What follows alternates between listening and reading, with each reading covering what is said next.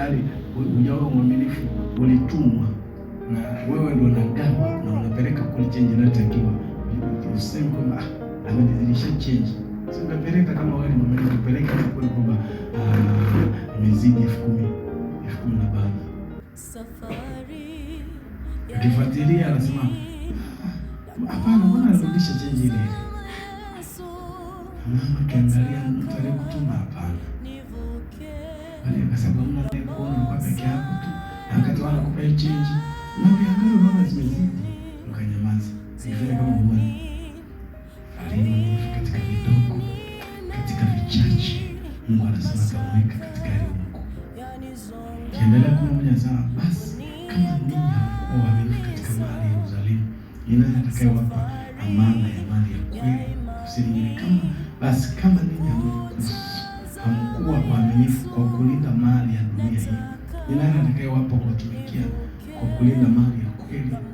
Kama tafakari, kama mwanangu, vile ambavyo umepewa, ambavyo unajua vile ulivyonavyo, sio kwa watu na wako wengine wanao, ni mali ya dunia hii, ni mali ambayo wote anayo. Unaweza kuwa na gari, kuwa na baskeli, kuwa na viatu, nguo nzuri, hiyo ni vitu chochote tulicho nacho, ni mali ya hapa hapa.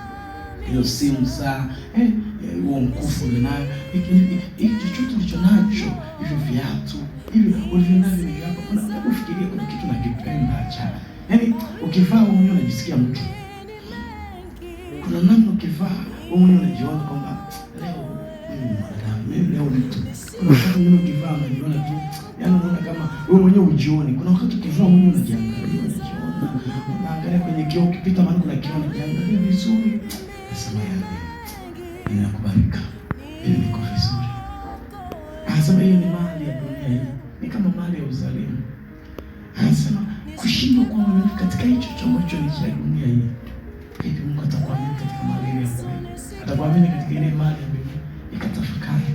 Kama Mungu amekupa nafasi, uko kazini, uko ofisini, uko dukani, uko mahali fulani, lakini kuna vitu tudogo kufanya sio mwaminifu. Hivi kimpa upako. Hivi kimpa nguvu, unaweza kumwambia mtu wewe kipofu na kipofu. Unaweza kumwambia mtu sasa, sikiliza, hahitaji milioni 5. Na kwa sababu ya hapo alikupa, mtu anasema hamna shida mtu mada nitakuletea. Na analeta haraka. Hahitaji milioni 20. Na mtu halali anahitaji milioni 20 anakuletea. Yeah.